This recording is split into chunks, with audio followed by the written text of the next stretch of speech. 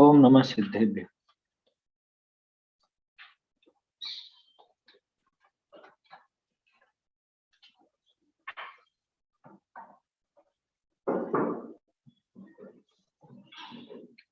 नमो देव अरहंत सिद्ध आचार जो झाय, साधन को नित प्रति जजू ये मम हो सहाय।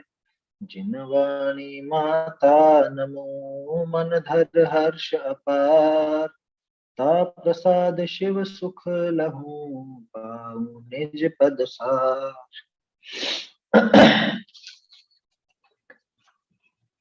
ये जिन प्रतिमा यथावत स्वरूप प्रश्नोत्तर चरित्र ग्रंथ चल रहा है अपना, और किस तरह से सच्चे देवशास गुरु के श्रद्धान में जरा भी ढिलाई नहीं चल सकती, जरा भी उसमें ढीलापन स्वीकार नहीं किया जा सकता, ये यहाँ पर स्पष्ट रूप से बताया है ग्रंथकार ने, चीतर जी काला ने।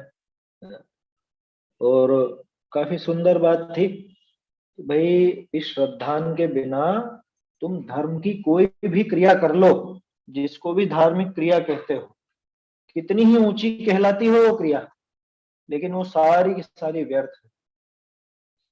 कल ये बात देखी थी अपन ने कि मिथ्या दृष्टि की वो सारी की सारी क्रियाएं उसको संसार में ही डुबाने वाली है, संसार में ही डूबेगा उस। व्यर्थ का मतलब, व्यर्थ मतलब बिल्कुल यूजलेस है कि थोड़ा बहुत पुण्य। हाँ बिल्कुल बिल्कुल यूजलेस, बिल्कुल यूजलेस, पुण्य तो बनता कुछ भी काम के नहीं हो। पुण्य बन, तो पुण्य बंध के क्या होगा, देखा तो था कल अपन ने, ज्यादा से ज्यादा स्वर्ग में हो आएगा, और स्वर्ग से आकर के वापस जाना तो एक इंद्रिय में ही, फर्क क्या पड़ गया उससे सुख तो मिलने वाला है नहीं भाई। बाहरी सामग्री जो वहां पे स्वर्ग में मिली भी है, उससे सुखी थोड़ी ना हो जाता है, दूसरे की देख देख करके रोता रहता है। आया समझ में?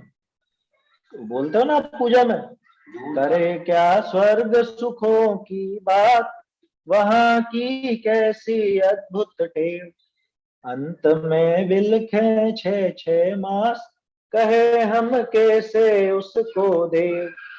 तो इसलिए वो स्वर्ग अगर मिल भी गया, वो जो आप कह रहे हो। अच्छा, और एक और चीज, क्रिया से तो वो भी नहीं मिला है, ये बात पक्के बिठा लेना दिमाग में। तो परिणाम क्रिया से तो न सम्यक दृष्टि को मिलता है, न मिथ्या दृष्टि को मिलता है।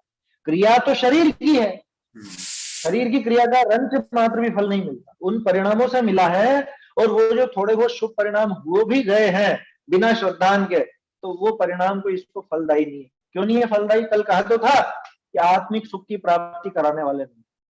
असली फल तो वो था ना, धार्मिक क्रिया का क्या फल था, धर्म का क्या फल, कि आत्मिक सुख की प्राप्ति। आत्मिक सुख यानी वो अतीन्द्रिय सुख, वो सुख अगर मिले तब तो धर्म की क्रिया सफल। लेकिन वो अगर नहीं मिलता तो किस काम की वो क्रिया, मतलब किस काम के वो शुभ भाव। क्रिया का अर्थ वो शारीरिक मत ले, शारीरिक क्रिया का तो कोई फल नहीं है, न मिथ्या दृष्टि को न सम्यक दृष्टि को। क्या जो भी फल है उन परिणामों का है, ये पहले भी कहते आए हैं, तोडरमल जी ने भी लिखा है फल है वो तो अंतरंग परिणामों का लक्षण। वस्तु में सुख नहीं है, क्योंकि वस्तु में से आता भी नहीं, वस्तु तो वस्तु की जगह रहती है। हाँ, तो अंदर नहीं आती वस्तु भी, और उसमें से सुख भी नहीं आता। जगत की जो भी वस्तुएं हैं, है ना, वो स्वर्ग की हो कि अपने इस लोक की हो, उनमें से किसमें से सुख निकलता है? और पुण्य के उदय में तो वो वस्तुएं मिली, उसमें सुख की गारंटी थोड़ी ना। पुण्य का उदय बाहरी कौन सी वस्तु मिलेगी इस पर निर्भर करता है ना। पाप के उदय में बाहरी कौन सी वस्तु मिलेगी इस पे तो निर्भर करता है पुण्य और पाप का। पुण्य और पाप में सुख या दुख कहाँ लिखा है? अगर पुण्य और पाप के उदय में सुख और दुख ऐसा निश्चित होता तो जितने भी अपने उपसर्ग जयी अथवा उपसर्ग जिन जिन पर हुआ वो मुनिराज सब दुखी होते, जबकि वो अनंत सुखी हो गए। जबरदस्त पाप का उदय बाहर में इतनी प्रतिकूलता, लेकिन फिर भी वो पूर्ण सुखी। और यहाँ ये स्वर्ग में देव हो गया, इतनी ज्यादा अनुकूलता, उसके बावजूद ये दुखी। नरक का वो सातवें नरक का नारकी सुखी। बताओ, जिसने सम्यक दर्शन प्राप्त किया, आत्म स्वरूप जिसको प्राप्त हुआ उसको सुख। तो इसलिए हाँ, तो यहाँ तो बिल्कुल स्पष्ट है बात क्या, कि ये जितने भी इसको बाहर में थोड़ी बहुत क्रिया करके अथवा शुभ भाव करके पुण्य का बंद हो जाए उसको लाभ मत मान ले। ये तो आप बोलते ही हो, सबसे प्रसिद्ध स्तुति है, इंद्रादि पद नहीं चाहूं विषयन में ना ही निभाऊं। और वो जो अपनी है ना बुद्धजन जी की प्रभु पतित पावन, उसके अंदर है ना, जांचू नहीं सुरवास पुनि नरराज परिजन साथ जी। तो एक तरफ तो अपन बोल रहे हैं कि नहीं चाहिए, नहीं चाहिए, नहीं चाहता जैन धर्म के बिना चक्रवर्ती होना, ये सारी चीजें अपन कहते हैं। उसके बाद भी ये मिठास क्यों? इनमें रंच मात्र भी सुख नहीं है। आया समझ में? उसमें जो सुख माने है उसको अभी वास्तव में धर्म का स्वरूप ही पता है। उसमें सुख मानने वाला मिथ्या दृष्टि, बाहर से सुख आएगा कहां से? भाई सुख किसका गुण है? तो ये कौन मना कर रहा है इसकी? है? ये कहाँ की बात लेकर आए? ये पहले कह चुके हैं कि इन क्रियाओं की मना है नहीं, इन भावों की मना है नहीं, है ना। और ये भी बात नहीं लेना कि जब तक शुद्ध नहीं हो तब तक क्या करे, तब तक क्या। अरे ये कौन कह रहा है कि नहीं होंगे? होंगे ही है। यहाँ बात ये चल रही है बिना श्रद्धान के वो किसी काम के नहीं। और ये बहाना जब भी लिया जाता है ना, ये पक्का मानना कि ये उस श्रद्धान पर जोर देना ही नहीं चाहता, उस श्रद्धान पे जोर ही नहीं देना चाहता। कर लेना, इधर की तरफ ज्ञान का उपयोग करके इस शुभ भाव का उपयोग कर, ये शुभोपयोग का सदुपयोग, इस पे चर्चा करते हैं ना अपन। ये नहीं हो जब तक क्या करें? अरे नहीं हो तो उसका करने का प्रयास करो। गुरुदेव कितना सीधा जवाब देते थे, बच्चा छठी पास नहीं हो रहा है तब तो दुकान पे बिठा दो, परीक्षा आएगी जब दे देगा होगा तो हो जाएगा पास। है कह रहे जब तक पास नहीं हो रहा है तब तक वो पास करने की तैयारी करो, उसमें क्या है तब। लेकिन ये तो कोई तर्क नहीं हुआ कि जब तक नहीं हो रहा तब तक दुकान पे तो बिठा दो, नहीं हो तब तक ये तो कर। अरे वो तो आएंगे, उसकी मना नहीं है, वो शुभ भाव आएंगे, वो बाहर की क्रियाएं वो सब होंगी, उसकी कोई मना नहीं है। इन्होंने कोई मना नहीं की। इसको बिल्कुल कायदे से अपने को समझना चाहिए। ये भूमिका अनुसार ये सारे भाव आएंगे। यहाँ बात यह है कि बिना श्रद्धान के वो कुछ भी फलदायी नहीं, बिना सच्चे श्रद्धान के वो क्रिया, वो शुभ भाव, वो कुछ भी फल, कुछ भी का मतलब जो फल हमको चाहिए वो फल नहीं मिलता। सुख चाहिए जो नहीं मिलेगा। आया समझ में? सुखी होना चाहते हैं ना अपन इनसे, और सुखी होना चाहते हैं, वो सुख इनसे मिलने वाला नहीं है, इन क्रियाओं से एक भी क्रिया से मिलने वाला नहीं है, पक्का मानना। क्या इसमें शंका मत रखना दिमाग में, यहाँ कहने के लिए कह दी या बड़ा चढ़ा करके कह देते हैं, ऐसा मत समझ लो। और मिल गया क्या आज तक में? आज तक करे तो है वर्षों तक। अष्टानी का चल रही है ना, अब अष्टानी का पर्व में वो देव जाते हैं और जाने कितने, तो अपनी तो अपने कितना सा जीवन, वो प्रत्येक वर्ष में 3-3 बार जाते क्या, और बहुत से तो जीवन पर्यंत भी जाते होंगे उनमें। बहुत से देव तो ऐसे भी होंगे, पिछले भव की वो मंद कषाय का थोड़ा होगा उनका, तो जाते होंगे। और उनमें से बहुत से ऐसे होंगे जो सम्यक दृष्टि नहीं होंगे, सिर्फ जाते हैं, उनको वो जाना और वो पूजा करना और वो सब अच्छा लगता क्या, वो शुभ क्रिया जिसको हम कहते हैं धर्म की क्रिया, वो क्रिया करना अच्छा लगता है। लेकिन वो श्रद्धान सम्यक नहीं हुआ तो वो क्या, उसमें लाली कोतवाली दिन 4 वही फिर खुरपा अरुजाली, क्या दम है फिर उसमें। ये बात कल अपनी हुई थी क्या लिखा ना, आत्मिक सुख का ठिकाना ऐसा जो मोक्ष रूप नगर ताकि प्राप्ति करने वाली होएगी क्या, कौन कौन होएगी? श्रद्धान सहित जो तू थोड़ी भी क्रिया करेगा, क्या तू बहुत बहुत ये धार्मिक क्रियाएं करता रहे, लेकिन अगर श्रद्धान नहीं है तो कुछ भी फलदायी नहीं। और अगर श्रद्धान सहित थोड़ी सी भी करेगा तो वो बहुत फलदायी। कौन सा फल दिखाया इन्होंने? स्वर्ग नहीं दिखाया कि उसमें स्वर्ग मिल जाएगा कुछ, क्या कह रहा है? मोक्ष रूप नगर की प्राप्ति कराने वाली, ये असली फल, ये उस श्रद्धा का, उस धार्मिक कार्य का असली फल है जो होना चाहिए। और जब तक ये फल ना हो तो वो सारी क्रियाएं, वो सारे के सारे शुभ भाव व्यर्थ, बिल्कुल व्यर्थ समझना, ये पक्का मान।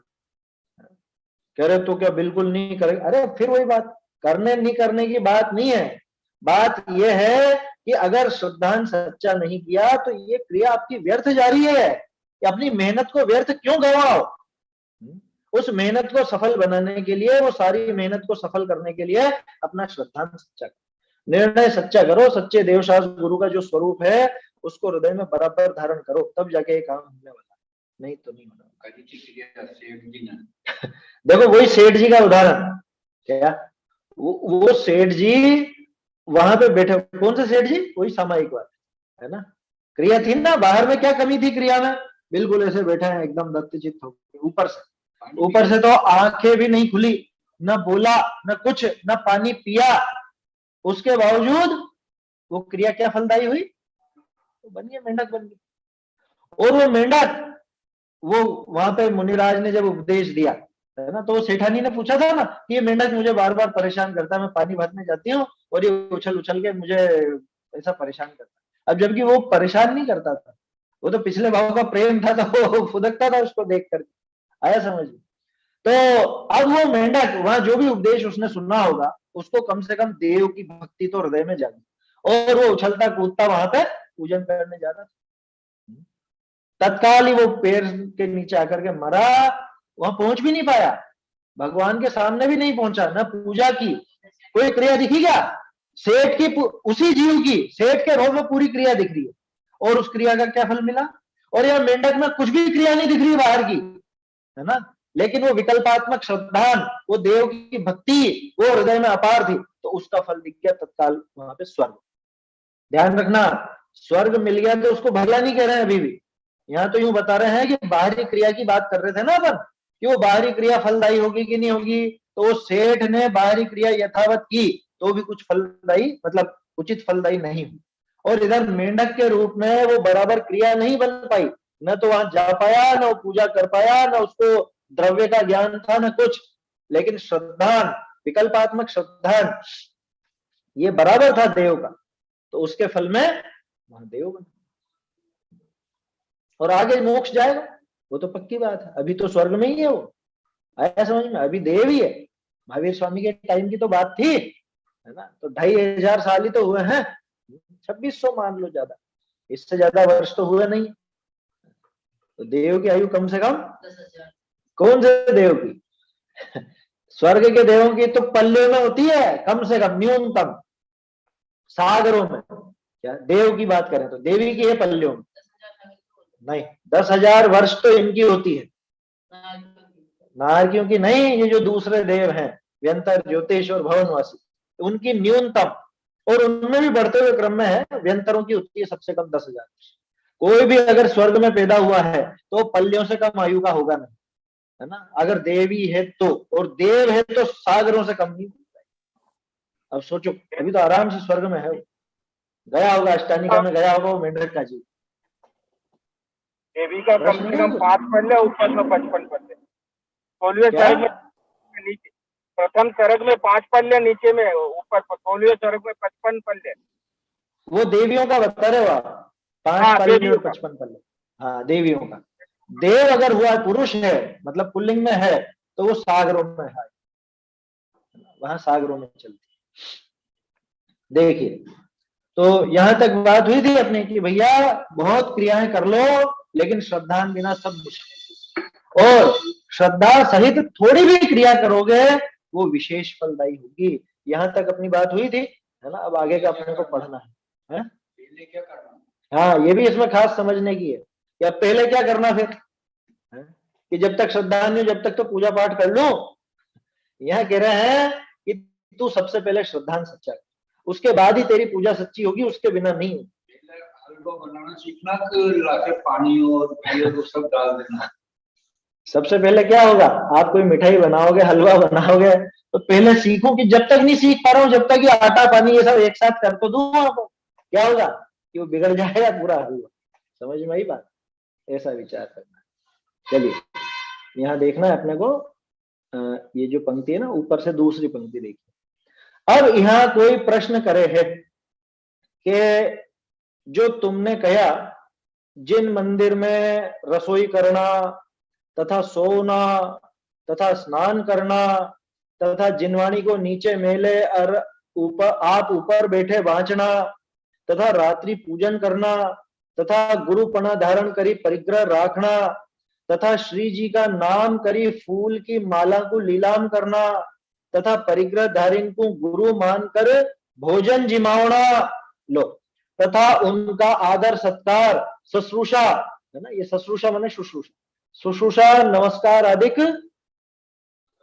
करना तथा न्यात जात का झगड़ा फाटा कि जिन मंदिर में पंचायतियां का करना और जदवा तदवा बोलना तथा रथ यात्रादिक उत्सव में तथा जिन मंदिर में बेर बान्या आपस में पगा लागना तथा गीत गाल्यादिक विषय कषाय पोषण के निमित्त राग भाव संयुक्त करी गावना तथा जिन मंदिर की चीजा वस्ता अपने ग्रह कारज विभाव सावादिक निमय मांग्या ले जाए करी वर्तना तथा जिन मंदिर में गादी तकिया बिछावना व लगाए करी बैठना इत्यादि क्रिया करने में मिथ्यात्व बताया सो तो हमने भी माना। कारण जो मिथ्या दृष्टि जीव हैं सो ऐसे कार्य जिन मंदिर जी में करे हैं, परंतु श्री जिनेन्द्र की प्रतिमा के चरणा के केसर तथा चंदन निमाश मात्र हमारी भक्ति सो लगाए करी हमें पूजे तथा वंदे तथा दूजे लोग बात पूजे व वंदे जिसमें कहा मिथ्यात्व आया सो कहो ताका उत्तर करे। पहले अपन ये प्रश्न में जो इतनी सारी बातें आई है इनको संक्षेप में थोड़ा सा और देख लेते। वैसे तो अधिकांश की चर्चा पहले हो चुकी है, क्योंकि वो यही कह रहा है कि साहब आपने ये चीजें बताई है, इन क्रियाओं की मना करी, इन क्रियाओं से मिथ्यात्व का दोष लगता है, ये तो हमने भी माना, ये आया था ना पहले भी। अभी वापस से यहाँ पे विचार कर रहे हैं उनका कि तुमने ये क्रियाओं की मना करी सो तो हमने मिथ्यात्व माना, लेकिन वो चरणों में फूल कैसा लगाने में क्या मिथ्यात्व, ऐसा उसका प्रश्न। देखो किन किन चीजों के बारे में बात की तुमने। कहा जिन मंदिर में रसोई करना, रसोई करना माने पूरा भोजन इत्यादि वो सब तैयार होना मंदिर के अहाते में या वहां पर तैयारी करना। देखो कई बार क्या होता है, ये तो भोजन तैयार करने की बात आ गई, पहले जमाने में हो भी जाता, अभी तो ये नहीं दिखता, अभी दूसरी चीजें दिखती है। जैसे मान लो कोई धार्मिक कार्यक्रम करा, पहले हमने देखा है बचपन में जैसे पाठशाला लगाते, बहुत सी बार क्या अज्ञानता में भी ऐसे काम हो जाते हैं, अपन लोगों में भी हो जाते हैं। पाठशाला लगाई, अब एक काम करो, किसी जीव को देख करके बहुत खुशी हुई कि अरे देखो कितने अच्छे हैं बच्चे पढ़ रहे हैं, इनको एक काम करो काजू बादाम की थैलियां दे दो। कहाँ पे दे दो? पाठशाला में, माने मंदिर में। मंदिर में नहीं दी जाएगी, समझ में आ रही है बात? तो वो अलग जगह फिर जो भी हो, है ना, धर्मशाला आदि हो या जो भी हो, वहां पे जो करना है सो करो, लेकिन मंदिर के हिस्से में जहां मंदिर का एरिया है वहां पे ये भोजन आदि की वस्तुएं नहीं बांटी जाती। बहुत से लोगों को करते हैं श्रीफल बांटते हैं ना, कुछ बुलावा वगैरह करते हैं और फिर श्रीफल बांटे कहाँ पे? मंदिर में। हाँ, ये पहले बन जाता था, इन्होंने बनाने की लिख दी, अपन वो समझ लो, क्योंकि अब बना नहीं रहे, बांट रहे हैं क्या, आया समझ में? तो न तो मंदिर के एरिया में माने वो जो जगह है जहाँ पे जिनालय है, जहाँ पे भगवान विराजमान है। अब कोई बहुत बड़ी जगह ऐसी हो जहाँ पे साथ में धर्मशाला भी हो, वो बात अलग है, उसको जाने देना, क्योंकि धर्मशाला में तो खाना पीना वगैरह भी होता है, रुकना भी होता है। यहाँ बात चल रही है मंदिर, है समझ में? तो वहां पे वो रसोई करना या सोना या स्नान करना, तो स्नान नहीं होगा क्या मंदिर में? ये सिर्फ प्रक्षाल आदि वालों के लिए है, वो अलग है, अलग ही रहता है। मंदिर की लगवा दीवार से नहीं होता, जो दीवार लगवा रहती है, लगवा दीवार नहीं होती है बाथरूम के ऊपर।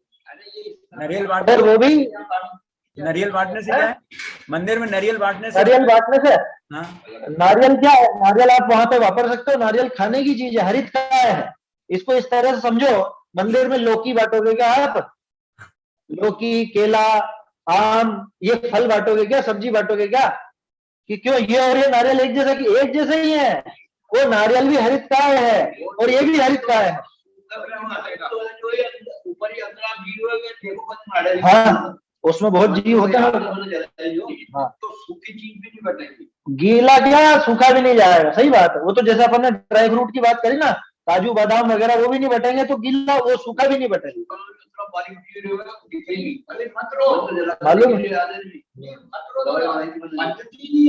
भगवान के कोई वहां पे ये बांटना करना नहीं होता, आगे आएगा वो लिखा ना, जैसे पगा लागना वो वाली बात की मना की। मंदिर में भगवान के सामने एक दूसरे के पैर नहीं छुए जाते, तो पैर नहीं छुए जाते का क्या मतलब है कि विनय नहीं की जाती दूसरे की।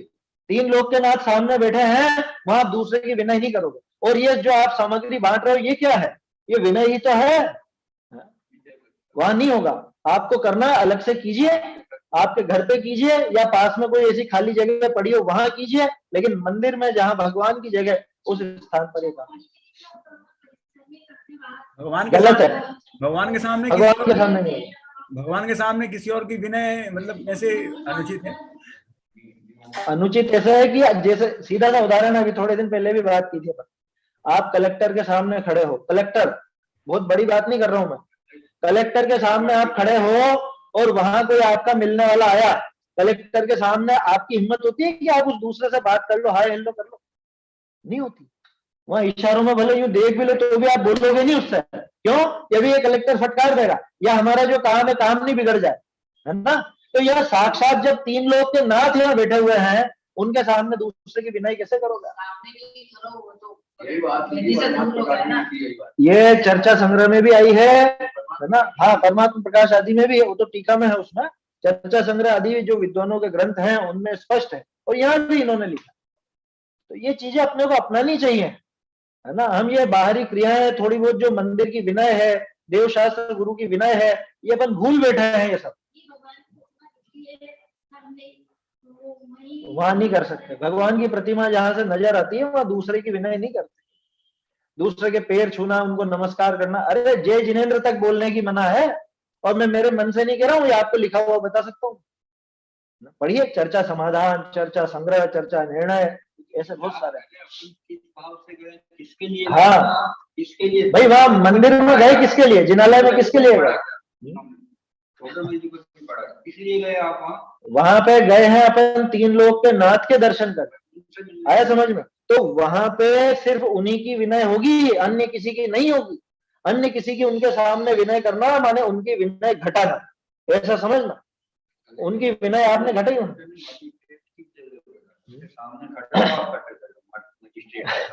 जज के सामने कभी फोन उठा के देख लेना है क्या? फोन उठाना छोड़ो, वहां अगर आपके फोन की घंटी भी बज गई और जज का दिमाग खराब हो गया, इसको करो अंदर, है? ले जाओ भैया, पकड़ के ले जाओ इसको। बोलो होता है कि नहीं होता है?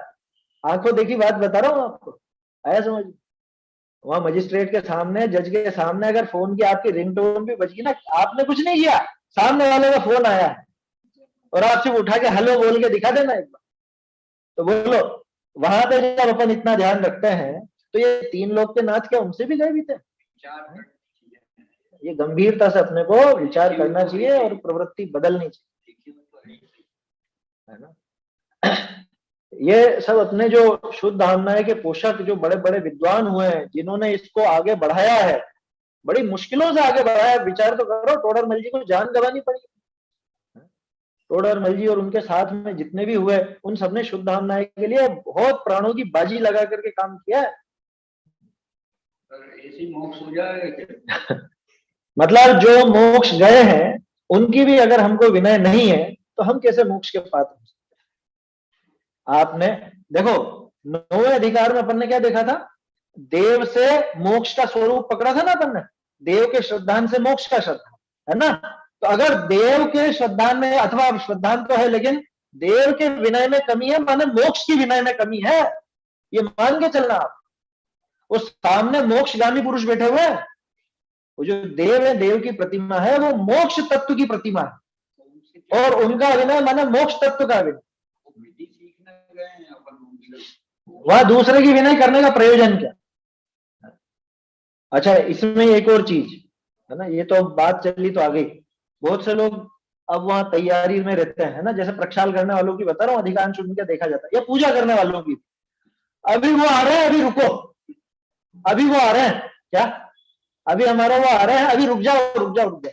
मतलब अब सोचो, मैं एक कल्पना करता हूँ ऐसी, भगवान बैठे बैठे सोचे मैं क्या करूं यहाँ पे, मैं क्या करूं, ये तो अपनी बातों में लगे, ये उनका इंतजार कर रहे हैं, सेठ जी आएंगे तब जाके ये काम होगा। मतलब आप जैसे कहीं पर जाओ, है ना, बहुत सम्मान पूर्वक आपको बुलाया जाए, कहाँ पे, भोजन में, भोजन में आप जाओ और वहां पे आपके सामने थाली भी लगा दी जाए, लेकिन आपको रोके, रुको रुको अभी नहीं खाना है, अभी वो आएंगे, बड़े सेठ जी आएंगे तब जाके खाना, तो आप क्या सोचोगे, हमारी कोई इज्जत नहीं है?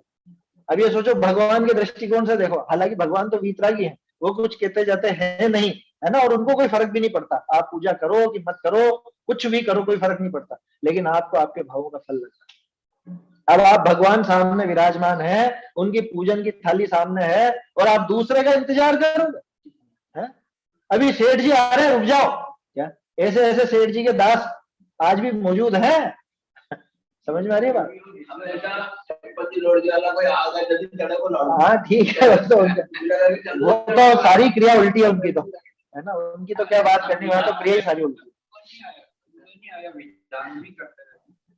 अरे शादी ब्याह में कभी इंतजार करा जाता है कि अभी वो आ रहे हैं, रुक जाओ, और वो करो तो कर लेना, यहाँ नहीं होगा, ये 3 लोग के नाथ है समझ में, यहाँ इनकी विनय पूरी रखनी, दूसरे की यहाँ पे बिल्कुल भी कोई तवज्जो नहीं दी जाएगी, तुम्हें आना टाइम से आओ, है ना, तुम्हारे लिए भगवान इंतजार करेंगे क्या? समझ में आ रही है बात? ऐसा भगवान का कार्य किसी और के लिए नहीं रोका जाता, भगवान की विनय किसी और के आगे कम नहीं होनी चाहिए, ऐसा समझ।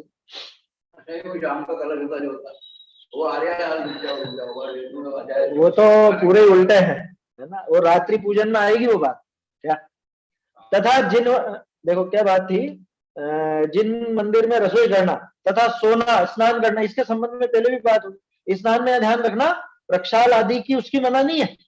ये जो पहले के जमाने में ऐसा होता था कि घर पे व्यवस्था नहीं, जाओ जाओ मंदिर में जाके नहाओ, वो उसके लिए, वो तो खैर आजकल तो बहुत कम हो गया है ना, या रास्ते चलते मान लो आपको कुछ ऐसा लगा कि बाथरूम की आवश्यकता पड़े, यार पास में मंदिर है, जाओ मंदिर में हो, ऐसा काम नहीं। तथा जिन वाणी को नीचे मेले और आप ऊपर बैठे बांचना, ये बात भी काफी विस्तार से अपन ने कर ली थी। तथा रात्रि पूजन करना, रात में पूजन करने में वो रात्रि के अभिषेक पूजा और सारी चीजें वो भी आ जाए। अरे और तो और इसमें वो शामिल कर लेना, क्या वो जो एक तो अभी लाडू का प्रसंग चला है ना, निर्वाण लाडू अंधेरे में चल रहा था, एक तो वो, दूसरा वो सारी चीजें तो अपने है ही नहीं, अपन कहाँ सुधार करें, भयंकर रात हो गई हो, भयंकर रात माने 11-12 बजे तक, और रात के जो आप कार्यक्रम करते हो और वो हेलोजन लगा करके, इतनी लाइटें लगा करके, वो सब क्या है? उसमें दोष नहीं है क्या? वहां जीवों का घात नहीं है? कितने जीव आ करके मर जाते हैं, और करते हैं हम वो धार्मिक पर्वों के दिनों में, पर्वों के दिनों में रात को 11 बज रही है, 12 बज रही है, ये अपनी संस्कृति नहीं है। ऐसा कोई सांस्कृतिक कार्यक्रम तो ये है अपने, कौन से? पूजा विधान, भक्ति, स्वाध्याय, ये है ना सांस्कृतिक कार्यक्रम, अलग से कौन सा हमें लग गया? कह रहे नहीं उसमें क्या लोगों को थोड़ा आनंद आता है, मजा आता है, ये स्वाध्याय में तो नहीं आता इतना मजा। कार्यक्रम 2-2, 3-3 घंटे हो तो बैठा रहेगा है?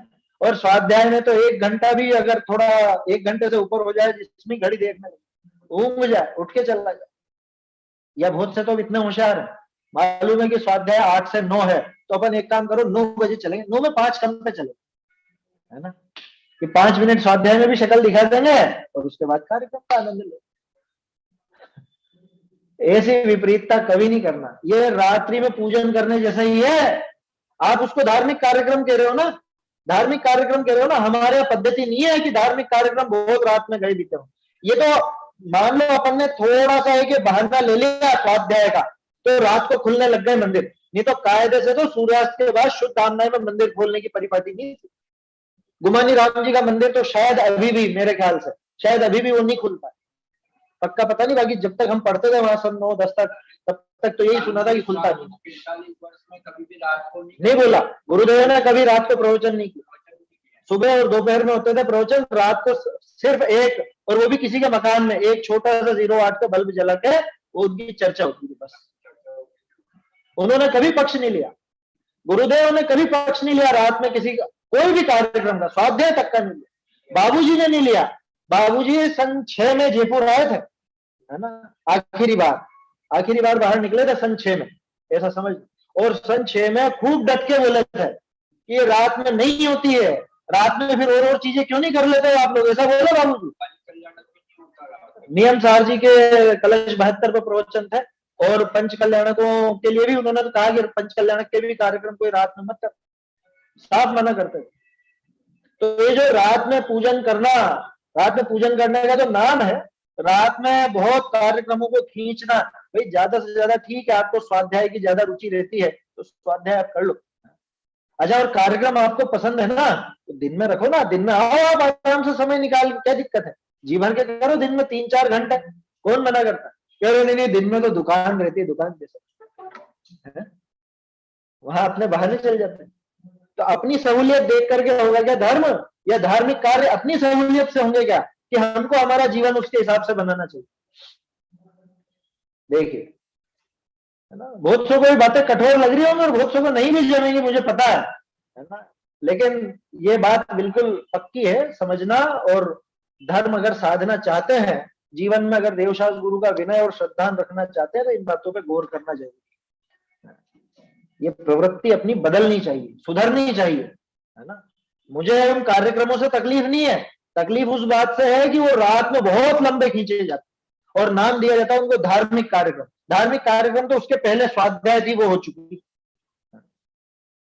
क्या उस बहाने लोग जुड़ जाते हैं। तो तुमको इतनी सी भी अकल नहीं आ रही कि उस बहाने जुड़ रहे, तो ये तो तुम भी समझो कि किस लिए आ रहे हो, वो स्वाध्याय में भी कहाँ आ रहे हैं, समझ में ही बात। उल्टा होना चाहिए। उल्टा कैसा, कि आप स्वाध्याय 8 बजे रखते हो तो 7 बजे से कार्यक्रम रखो, और फिर उसके बाद शर्म के मारी बैठेगा तो सही, तब जाकर आपकी वो बात फैलेगी।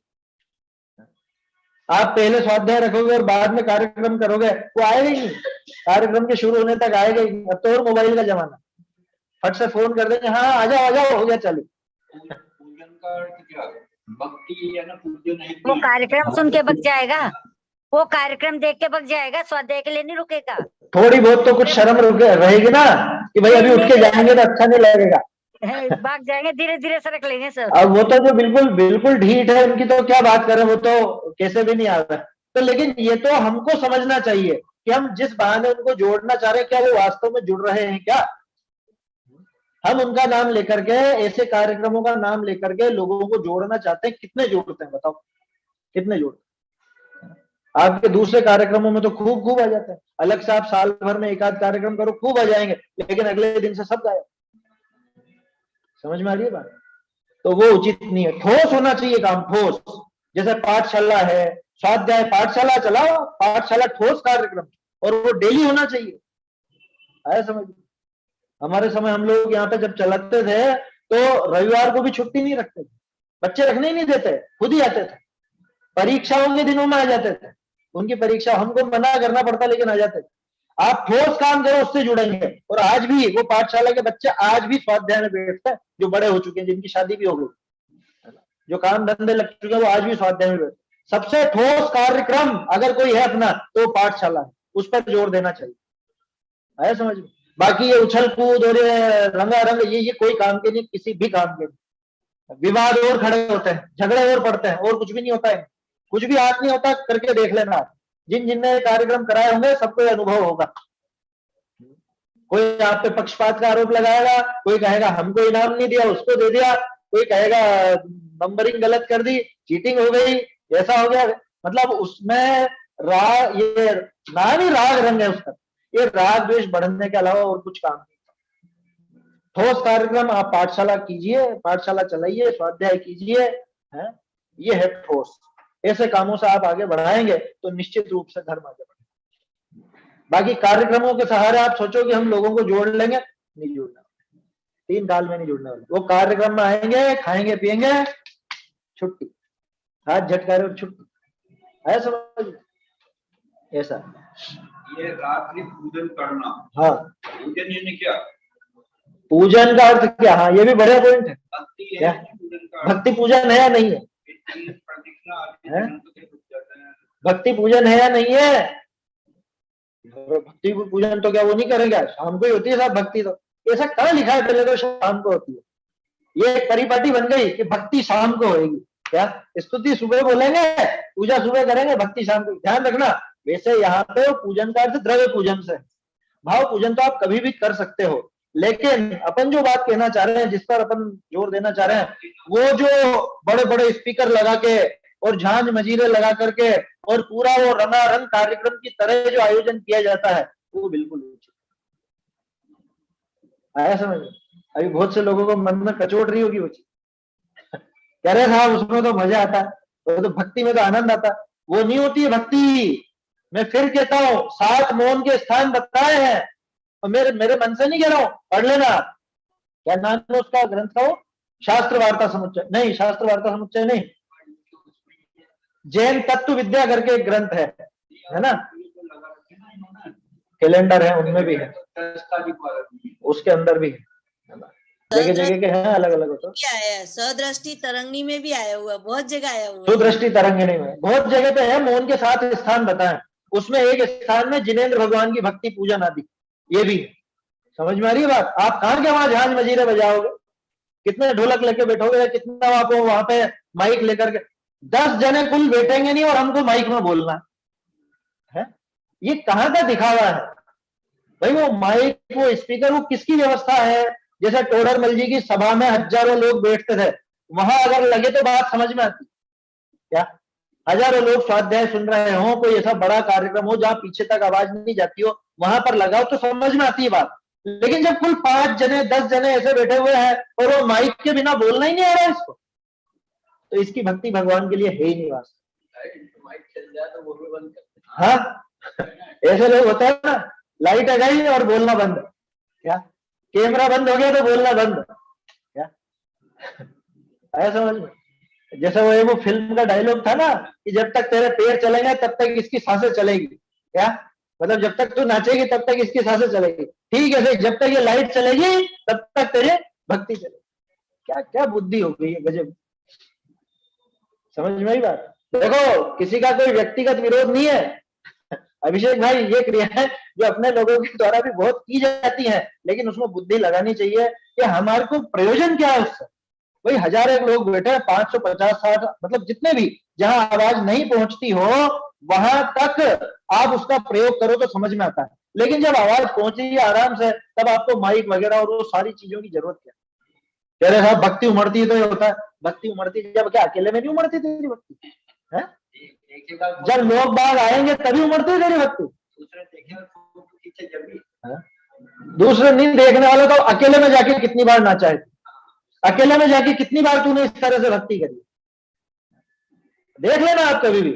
ये जितने भी इस तरह के होते हैं, ये इस तरह का कार्य होता है, वो भीड़ के बिना नहीं हो, अकेले में कोई करता ही नहीं है क्यों कि वास्तव में रुचि हो उन, क्या बोलते हैं उनको, जो इनके भी साजिंदे होते हैं या जो भी सारे साजबाज होते हैं, हाँ वो खुद की तवज्जो वहां, मतलब खुद का वो दिखाना चाहता है, अथवा वो कर्ण इंद्रिय का विषय इसको सुहाता है तो वो करता है। भगवान की भक्ति होती तो अकेले में झूमता है ना, कहाँ मना? अकेले में तो पाँव तो नहीं थिर के, हाथ ही नहीं उठाओगे इसके आगे। हाँ पाँव थिरकना, पाँव तो उठना तो समझ में ही बात। हालांकि बहुत से लोग हैं ऐसे जिनके वास्तव में अंदर में बहुत भक्ति होती है, और उनको तो मैंने साक्षात देखा ऐसे बहुत से लोगों को, चुपचाप वो अकेले में भी वो मस्ती में बिल्कुल उनको बहुत आनंद आ रहा है ना, खूब होते हैं इस तरह अकेले में बिल्कुल, वो वास्तविक है ना। वो अगर सबके सामने होगा तो भी वैसे ही रहेगा और अकेले में होगा तो भी वैसे ही रहेगा, तब तो उसकी भक्ति वास्तविक है। लेकिन अधिकांश के तो यही देखा जाता है, जब तक लोग हैं, जब तक वो लाइट है, जब तक कैमरा है, जब तक माइक है, तब तक इसकी आवाज निकलती है, तब तक इसके पांव थिरकते हैं, तब तक ये नाचता है। वो भी कैमरे की तरफ देख के ना, अरे ये 2 साल में खूब देखे ऐसे चित्र। ऑनलाइन विधान करे ना आपने, जब आपकी स्क्रीन ऑन की जाती है तब आपके हाथ हिलने लग जाते हैं, क्या? और उसके बिना तो ऐसे बैठे रहते मुंह लटका करके, क्या? खुद का चेहरा जब दिखाई दिया जाए तब तो ये सब झूमने लग जाएगा बिल्कुल, जैसे पता चला अरे अपन दिख रहे हैं। जैसे क्रिकेट मैच में स्टेडियम पर वो नजर आते हैं ना खुद के, तब वो खूब हंसने और खिलखिलाने लगते हैं, वैसी की वैसी दशा हो गई। समझ में आ रही बात? तो इसलिए गंभीरता से विचार करना कि वास्तव में जिनेंद्र भगवान की हमको भक्ति है या नहीं है। वास्तव में उनकी विनय है कि कोई राग रंग का ही विनय पड़ा हुआ है अभी भी अंदर। ये गंभीरता से विचारने लायक बात है। इतना विचार अगर अंदर में हो जाए तो बाहर में प्रवृत्ति सुधरेगी ही सुधरेगी, फिर अनर्गल प्रवृत्ति नहीं होगी। है समझ में? यूं भक्ति में खड़ा रहता है क्या? दूसरे हो तब तक वहां नाचता भी है, गाता भी है और सब करता है, और यूं अरे यूं तो साहब बहुत कमर दुखती है, पैर दुखते हैं, बैठा नहीं जाता है, हैं? स्वाध्याय में भी हम तो इसलिए नहीं आते, हमसे बैठा नहीं जाता कि अच्छा वहां विधान में और उस कार्यक्रम में तो बहुत देर बैठा है। अच्छा स्वाध्याय में तुझे नीचे भी बैठने में तकलीफ है तो कुर्सी पे बैठ जा, क्या समस्या है उसमें? आजकल तो सब जगह है व्यवस्था कुर्सी टेबल की, वो भी बहुत चल गया है अभिनय का साधन। ध्यान रखना, जिसके वास्तविक मजबूरी हो, जो वास्तव में नीचे नहीं बैठ पाता हो, जिसको डॉक्टर ने मना कर रखा हो, वो उपयोग करे तो दिक्कत नहीं है। आया समझ में? क्योंकि वो मजबूरी में कर रहा। लेकिन लोग इतने आराम पसंद हो गए हैं कि पूरी की पूरी सवा कुर्सी टेबल पर बैठती है और आधे से ज्यादा ऊँघते हैं। ये जो गादी तकिए की बात आई ना, ये भी लगा लेना है। गादी तकिया वाली बात आई ना, ये इसका यही अर्थ है। पहले के जमाने में कुर्सी टेबल नहीं थे, पहले गादी तकिया थे, अब कुर्सी टेबल हो गए हैं। तो अगर इनका आराम का साधन बनाया तो समझ लेना जिनवाणी का अभिनय। मजबूरी में प्रयोग कर रहे हो वो अलग बात है ना। मजबूरी तो समझ में आती है। डॉक्टर ने आपको मना किया हो कि आपकी कमर के छल्ले खिसके हुए हैं, रीढ़ के छल्ले, तो आप नीचे मत बैठना, आप कुर्सी पर बैठना। आपके घुटने ट्रांसप्लांट हुए हैं तो नीचे मत बैठना, कोई दिक्कत नहीं, मत बैठो। वहां तक बात समझ में आती है। अगर तू रेलवे टिकट की लाइन में 1 घंटा खड़ा रह सकता है, अगर तू फिल्म का टिकट लेने के लिए खड़ा रह सकता है, अगर तू पंगत में जाकर के जीम सकता है नीचे बैठ करके, समझ में ही बात, बफर में खड़ा खड़ा होकर के खा सकता है ना, तो तू यहां भी भगवान के सामने भक्ति में खड़ा हो सकता है और जिनवाणी के सामने नीचे बैठ सकता है। आई बात समझ? अगर वह सब ये काम कर सकता है, वह नहीं कर पाए तब तो यहां भी मत कर, कोई दिक्कत है समझ? वहां नहीं कर सकता, लौकिक में नहीं कर सकता तो यहां भी मत कर, कोई समस्या नहीं। लेकिन अगर वहां करता है और यहाँ बहाने बनाता है कि साहब हमारा तकलीफ है और ऐसा है और वैसा है, तो फिर तो तुझे भी नहीं। हाँ भाई, पूजन जो है ना, भगवान की पूजा में भक्ति में कायदे से खड़े होने का विधान, भगवान के सामने बैठकर नहीं की जाती, नीचे बैठकर। तो बाबूजी कहा करते थे क्या, जैसे कोई महिला कहती है ना, नहीं खड़ा नहीं रह जाता साहब इतनी देर, कि इतनी देर तुम जब रोटी बनाते हो रसोई में, स्टैंड पट्टी तो है आजकल सबके, है? कितनी देर? चौके का काम 1 घंटा तो कम से कम लगता ही है, तो दिन के 2 घंटे तो मानो, 2 बार के कम से कम बता रहा हूं, है ना, न्यूनतम। मुझे ज्यादा अनुभव नहीं है लेकिन इतना तो मान के चलो, जब तू घंटे घंटे भर वहां खड़ा हो सकता है, तो भगवान के सामने खड़े होने में क्या दिक्कत है? इससे पता चलता है कि भगवान से ज्यादा विनय तो तुझे रोटी की। समझ में आ रही है बात? बात कड़क है, कठोर है, लेकिन इससे हमारी प्रवृत्ति, इससे हमारी देवशास्त्र गुरु की विनय, ये सब बातें पता चलती। हम कितने पानी में हैं ये पता चलता है। आपको जिनवाणी की बात, भगवान की वाणी कितनी उतरेगी, ये इस पर निर्भर करता है कि हमको विनय कितनी होगी। समझ में आ रही है बात? तो इसलिए ये सब चीजें हमको गंभीरता से विचार करना चाहिए। 153 वर्ष हो गए इनको लिखे हुए हैं और लोग बाग आज भी डरते हैं ये बात करने से। सोचो, उस जमाने में भी ऐसी बातें थी और आज तो और ज्यादा दिखती हैं, विपरीत। थोड़ा सा रूप बदल गया और कुछ भी नहीं। वो गादी तकिए थे, कुर्सी टेबल आ, यहाँ भी गद्दे हो गए मोटे मोटे। आत्मानुशासन में आया तो था, ये औषधि पीने में भले कड़वी लगे लेकिन बहुत सुंदर फल देने वाली है आगे। ऐसे कड़वी दवाई समझ के ले लेना, इसको ग्रहण कर लेना। ऐसा मत समझना अरे क्या लिख दिया, कैसा लिख दिया, ऐसी कठोर बातें कौन मानेगा और क्या है। समझ में आ रही है बात? ऐसा है। तो क्या क्या कहा, जिन मंदिर में रसोई करना, सोना, स्नान करना, जिनवाणी को नीचे मेल, आप ऊपर बैठना, बाँचना, रात्रि पूजन करना। अगला देखो, तथा गुरुपणा धारण कर परिग्रह रखना। गजब हो गया। इस पर उस समय भी चर्चा की थी वैसे अपन ने। परिग्रह रखे, कैसे रखे? खुद के नाम से नहीं रखे, घर वालों के नाम से रखे, या खुद भले उसमें नहीं चले लेकिन अरे महाराज की गाड़ी, महाराज का सामान, महाराज की अलमारी, महाराज की ये और महाराज की वो, ये सब क्या है? कह रहे महाराज की चटाई, इसको काम, महाराज की कौन सी चटाई होने लगी? संत निवास, बोलो, संत वो निवास छोड़ के आए, अनगार हुए हैं लैपटॉप कंप्यूटर, वो संत निवास छोड़ के आए, उनका संत निवास कैसे बना दिया तुमने? समझ में आ रही है बात? आप कहोगे अरे साहब पहले भी तो नशिया वगैरह और वो सब होती थी, है होती थी, उनमें कमरे नहीं होते थे, कभी भी देखना उनका स्वरूप, पुरानी जाकर के देखो, हमारे यहाँ तो है, और जहां भी पुरानी होंगी वहां देख लेना आप, कमरे नहीं होते थे, सिर्फ दीवारें होती थी खुली जगह, क्योंकि मुनिराज को बंद 4 दीवारी वाले कमरे में रहने का निषेध है, पढ़ लेना शास्त्रों में, गलत कह रहा हूं क्या? जहां पे दरवाजे और दरवाजे वाले कमरे में कभी नहीं रहते मुनिराज। हाँ, ये जितनी विपरीतता अपने को नजर आती है, अखबारों में आए दिन पढ़ने को मिलता है ना, कोई ऐसा भ्रष्ट आचरण अथवा जैसा आत्मघात वगैरह की किस्से, ये सब बंद कमरों के नतीजे। समझ में आ रही है बात? क्या कहा? गुरुपना धारण कर परिग्रह रखना, पहले जब लिखा था ना इनने तो वहां एक शब्द और जोड़ा था, गुरुपने की ठसक से, गुरुपने की ठसक रख करके परिग्रह रखना, ऐसा शब्द आया था, ध्यान हो तो।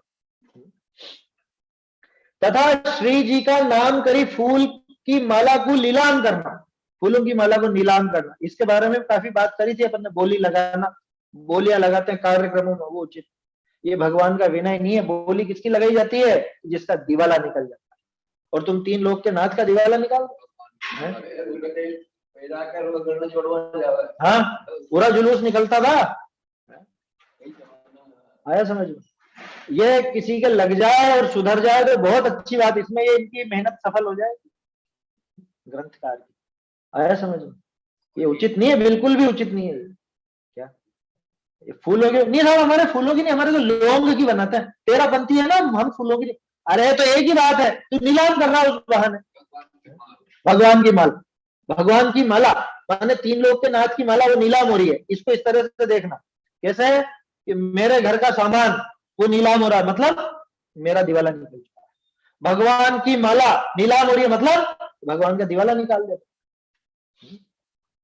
समझ में आ रही? अरे तो मंदिर की व्यवस्था कैसे होगी? कह रहे ये तो तेरे लिए शर्म से डूब मरने की बात है कि मंदिर की व्यवस्था के लिए तुमको नीलामी करनी पड़ रही है। तुम्हें दिख रहा है कि जरूरत है तो करो ना खुद आगे होकर के, उसमें तुम्हें बोलियों का क्या इंतजार करना, या सामने वाला सभा में नाम बोलेंगे उसका क्या इंतजार करना? अरे असली धर्मात्मा ही वही होता है। क्या आवश्यकता दिख रही है इस चीज की, तो वो उस वस्तु को ला करके वहां पे दे देता, अथवा उस वस्तु की व्यवस्था के लिए देता। अभी तो देने वालों को पता नहीं मैंने किस में दिया, लेने वाले को पता नहीं कि किस मद में आया, बस तुम तो दिए जाओ और हम लिए जाएंगे, हो गया काम।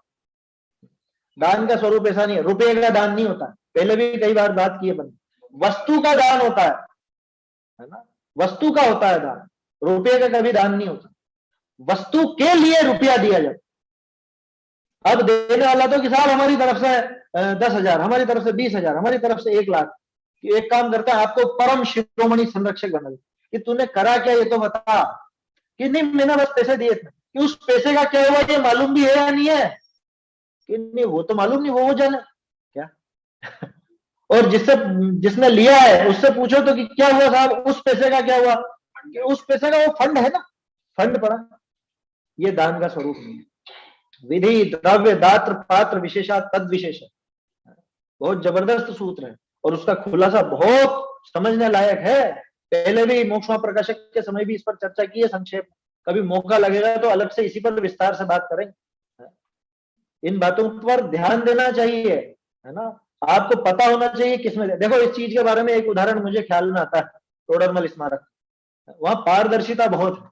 हम लोग पढ़ते थे, अभिषेक भाई तुमने भी देखे होंगे ना शायद, तुम्हारे टाइम पर तो वो ऊपर जो अपना जिनालय है पंचमूर्ति, अब तो पहले त्रिमूर्ति जिनालय था, वहां ऊपर खंबे थे, खंबे, वो खंबों पर पाटिए नहीं लगे हुए थे, बहुत समय तक नहीं लगे हुए। पाटिए माने वो संगमरमर पर, वो ऐसे ही थे, बस सीमेंटेड हो रहे थे वो। क्या तो किसी के दिमाग में आया कि साहब आज तक ये काम क्यों नहीं हुआ, आज तक इस पर ये पार्टी वाटी क्यों नहीं लगे, संगमरमर से क्यों नहीं इनको किया गया?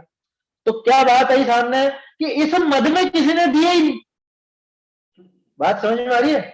कोई इस मद में देता तो ये काम होता, और जब ये बात उठी तो जिसको भाव हुए तो उसने दे दिया, वो काम हो गया। इतनी पारदर्शिता।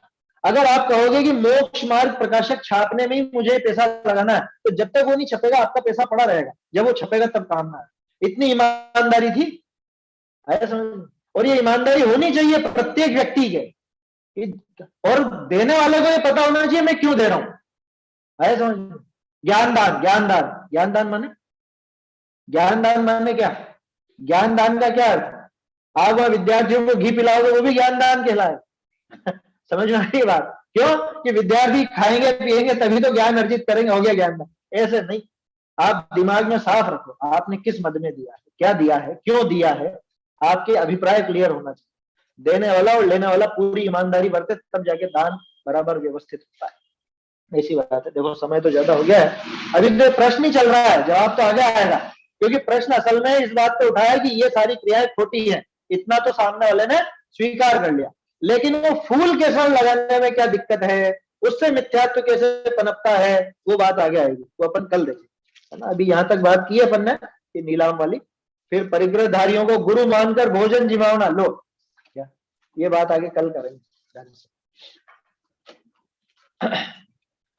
निज निधि निज में बताई यह अनंत उपकार है, इसके लिए जिन वाणी माँ को वंदना शत बार, वंदना शत बार।